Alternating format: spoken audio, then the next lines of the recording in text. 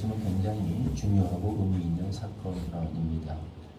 우리의 모든 신앙은 예수님의 부르심으로부터 시작되고 또 그 부르심에 근거한다라고 말할 수 있겠습니다.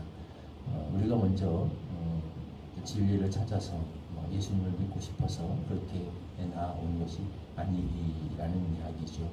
물론 표면적으로 보면 그렇게 보이는 경우들도 있습니다. 그것을 찾다가 나오는 사람들, 신앙을 이렇게 스스로 어떤 진리를 찾아서 고민하다가 나오는 사람들도 있는 것처럼 보이는 것은 사실이나 사실은 하나님의 영원하신 그 작정, 예정이 먼저 있었던 것이고 하나님의 펼쳐진 섭리 속에서 우리 마음에 그런 소원을 주셔서 이제 그런 일들이 가능하게 됐다라고 성경은 그렇게 명확히 밝히고 있습니다. 여러 곳에서 예수님도 말씀하셨어요. 우리가 예수님을 찾아온 것이 아니라 예수께서 우리를 불러서 세우신 것이다 라고 명확히 선포하고 또 밝히고 말씀하셨습니다. 그래서 우리 신앙은 먼저 부르심에서부터 시작됐다라는 것을 우리가 명확히 알아야 되는 것이고, 그렇다면 우리의 신앙은 이 부르심에, 예수님의 부르심에 기반해야 되는데 이 부르심이 어떤 부르심인가를 잘 알아야 하겠죠.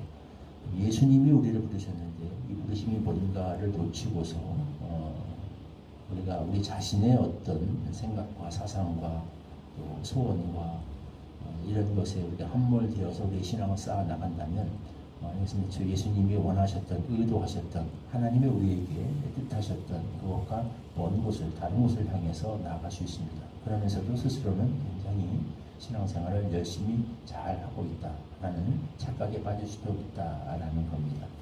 그렇다면 예수님이 제자들 부르실 때 부르심의 특징이 무엇인가? 우리를 어떤 자로 도대체 뭐 하라고 부르셨는가?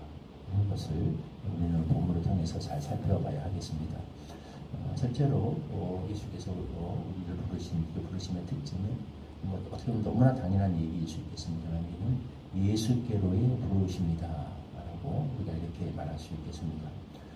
제자들을 처음에 요한의 증거, 세례 요한을 말하죠. 세례 요한의 증거를 듣고 예수님을 따르게 됩니다.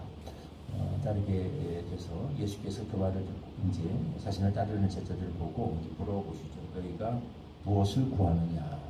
굉장히 중요한 질문이죠. 왜? 무엇 때문에 예수님을 따르려고 하는가? 또 무엇을 위해서 예수를 따라야 되는가? 라고 할 적에 그들이 이렇게 이야기합니다. 라비여 어디 계시오니까? 이 말 예수께서 와서 보라 이렇게 대답하십니다. 이 말 속에는 제자들의 이 대답이 예수님이 오늘 기대하셨던 그 대답이라는 거를 암시하고 있죠. 정확히 맞다. 이런 대답을 원하셨다는 거. 그게 뭐냐? 예수님 어디 계십니까? 이 말은 예수님이 주소지를 묻는 게 아니죠. 물론 물리적으로는 어디 계신지를 우리가 가서 보고 싶다라는 말이 되겠습니다만 단순히 예수님의 주소 소재 파악을 하는 것이 아니라 이 예수님이 계신 곳, 이 예수님께 가서 그래서 그곳에 가서 예수님을 보고 예수님을 만나고 예수님과 교제하고 예수님의 말씀을 듣고 싶다라는 그런 의미가 함축되어 있습니다. 예수님도 와서 보라라고 얘기합니다. 자신이 계신 곳을 이렇게 말씀해 주시죠. 그러니까 뭐냐면 이 부르심 가장 기본적인 얘기인데 우리의 부르심은 예수께로의 부르심이다. 신앙의 동기와 목적이 무엇인가? 예수님을 알아가는 것입니다. 너무 당연한 말인데 의외로 그렇지 않습니다. 많은 사람들이 신앙생활의 동기와 목적이 관심이 그렇지 않은 다른 데 있어요.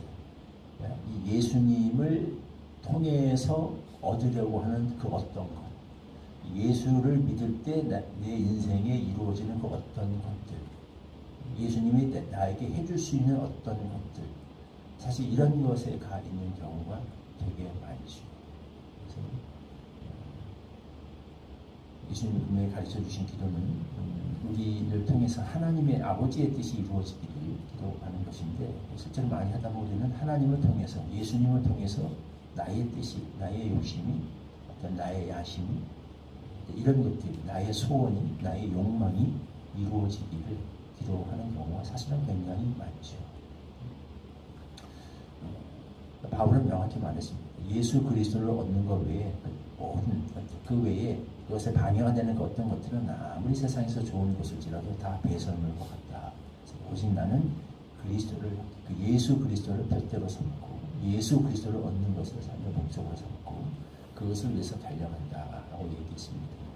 정확히 이 방향을 붙잡고 있는 그런 구도자의 모습이죠. 그런 고백이 우리 항상 있어야겠다라는 겁니다. 당연히 머리로는 알고 있고 당연히 입술로는 그렇게 얘기하고 너무 쉬운 질문이지만 그러나 정말 우리가 그러고 있는가? 우리 신앙에 지금 달려가고 있는 우리 신앙의 동기와 목적, 방향과 표대가 정말 예수님을 아는 데 있는가? 예수 그리스도를 얻는 데 있는가? 예수 그리스도를 닮아가고 그분이 가셨던 그 길, 그분이 사셨던 그 삶을 나도 사는 것, 이것이 우리 신앙의 목적인가? 예수님은 그러라고 우리를 부르셨다라는 겁니다. 다시 한번 명확하게 우리 부르심이 어디를 향하고 있는가를 점검해 볼 수 있어야겠습니다. 두 번째로 이 부르심의 특징은 같은 어떻게 연결되는 이야기라고 할 수 있겠습니다만 인격적인 교제로의 부르심이다 이렇게 말할 수 있겠습니다. 예수께서 와서 보라라고 오늘 본문 가운데 이 말이 계속 반복되거든요. 와보라, 와보라. 여긴 잠깐 가다가 잠깐 들려라는 얘기가 아니죠. 함께 와서 거하자라는 얘기입니다. 함께 와서 보라는 얘기죠. 누굴 통해서 이렇게 듣지만 말고 이론적으로 말지 말고 직접 와서 보고 살아보고 겪어보고 체험하라. 인격적인 교제로의 것입니다. 예수님을 아는 것은 우리가 이렇게 머리로 지식으로 그냥 배워서 가끔 정기적으로 수업 듣듯이 이렇게 책을 읽고 들어서 배워서 그렇게 알 수가 없죠. 그렇게 알아가겠습니다. 그건 지식적인 알음이죠. 성경은 그런 지식을 믿음이라고 하지 않습니다. 근데 히브리어에서 안다라고 하는 개념은 부부 사이에서 사용되는 개념입니다. 부부가 단순히 남녀가 통성명하는 정도가 아니라 부부는 도저히 다른 관계에서는 형성될 수 없는 그런 친밀함이 형성되죠. 함께 동거동락하면서 살아가면서 체험으로 인격적 체험으로 이 사람이 어떤 사람인가를 알아가게 됩니다. 히브리어에서 안다라는 개념은 야다라는 개념은 그런 개념입니다. 그렇게 주님을 알라라는 거예요. 예수님은 그렇게 우리를 초대하신다는 겁니다. 제자들 데리고 다니면서 직접 3년 동안 함께 공동생활을 하시면서 예수님이 어떤 분이신가를 보여주셨어요. 예수님은 그렇게 우리가 알아가야 된다는 거죠. 그런 교제로 우리를 부르셨다는 겁니다. 그러니까 우리를 불러서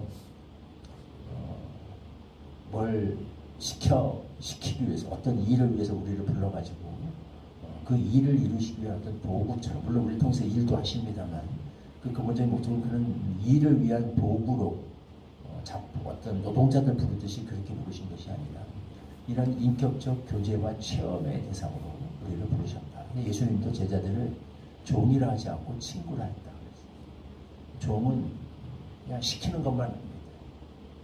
친구는 알죠. 서로를 알아가죠. 예수님의 모든 하나님의 뜻들, 아버지께로부터 들은 모든 것을 다 제자들에게 알려주셨다. 왜 너희를 친구로 생각하거든요. 하나님도 아브라함, 우리 사이에 비밀이 있을 수 있겠느냐? 나의 하려는 일을 아브라함에게 숨기겠느냐? 그렇게 우리를 부르셨다. 그러니까 사실 이게 얼마나 놀라운 은혜와 은총의 부르심입니까? 우리 무슨 어떤 사역, 어떤 프로젝트가 있어가지고 거기에 그걸 이루기 위한 수단으로 노동자로 동원된 사람들이 아니라 예수님과의 이 하나님과의 친밀한 교제, 인격적 교제를 위해서 부름받은 사람들이다. 정말 큰 은혜죠. 이 자체가 그래서 이 부르심은 그 자체가 정말 일방적인 은혜이면서 놀랍고 놀라운 특권이자 큰 은총이다. 라고 우리가 그렇게 말할 수 있겠습니다. 세 번째로 하나만 더 짚자면 이것은 큰 소망의 부르심이다.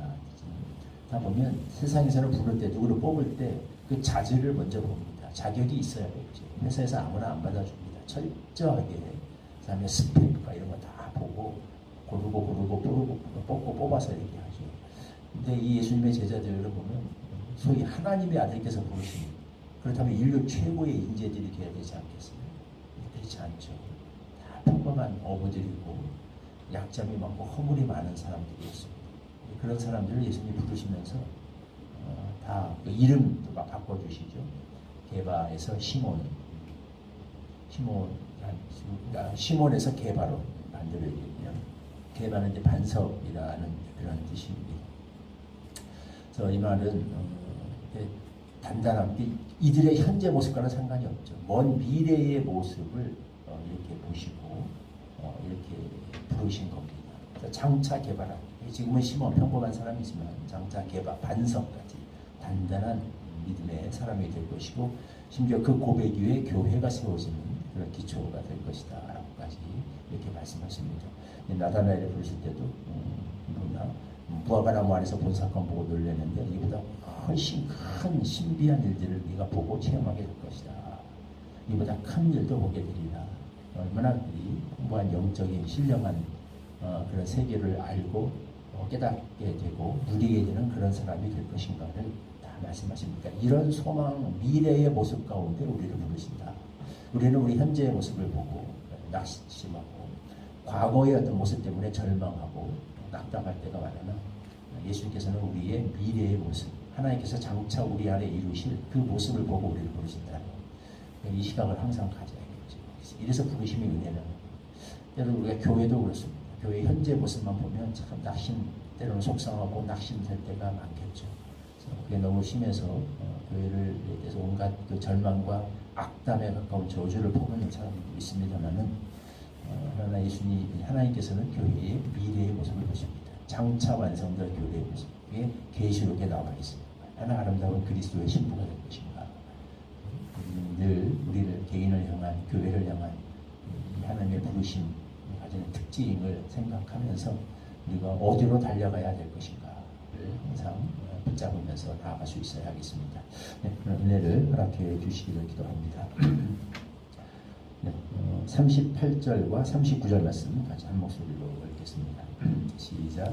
예수께서 돌이켜 그 따르는 것을 보시고 물어 이르시되 무엇을 구하느냐. 이르되 랍비여 어디 계시오니까 하니, 랍비는 번역하는 선생이라. 예수께서 이르시되 와서 보라. 그러므로 그들이 가서 계신 데를 보고 그날 함께 거하니 때가 10시쯤 되었더라. 예수님께서 제자들을 부르실 때 와 보라 말씀하셨습니다. 예수님께로 와서 예수님을 보고 겪고 체험하고 알아가라. 그런 친밀한 교제의 대상으로 그를 부르셨습니다. 하나님, 이것이 우리를 향한 부르심이요 교회를 향한 부르심의 본질인 것을 우리가 기억하게 하여 주시옵소서. 우리는 예수님을 통해서 얻어지게 될 그 어떤 다른 것 때문에 그거 받아 먹으라고 누리라고 그렇게 신앙생활을 하는 사람들이 아닙니다. 예수께로 부름받은 사람이요 공동체입니다. 예수님 우리를 통해서 하실 어떤 그 단순한 일이 목적이 아니라 예수님과의 친밀한 인격적 교제로 부름을 받은 사람이요 공동체입니다. 그럼 이것이 우리 공동체가 항상 기억하고 붙잡고 달려가야 될 표대요 기도 제목이요 우리의 꿈이어야 함을 늘 기억하게 하여 주시옵소서. 그러나 예수님은 소망 가운데 우리를 부르셨습니다. 우리 현재의 모습이 때로 실망스러워서 우리를 낙심시킬 수 있겠으나 장차 우리 안에 이루실 놀라운 하나님의 역사를 우리가 늘 생각하고 기억하고 바라보면서 소망 가운데 낙심하지 말고 주저앉지 말고 믿음으로 우리가 달려갈 길을 끝까지 달려갈 수 있도록 은혜 주옵소서. 예수님의 이름으로 기도하옵나이다. 아멘. 310장 찬송가 1절 부르시고 주님 가르쳐 주신 기도로 기도하겠습니다. 하나님의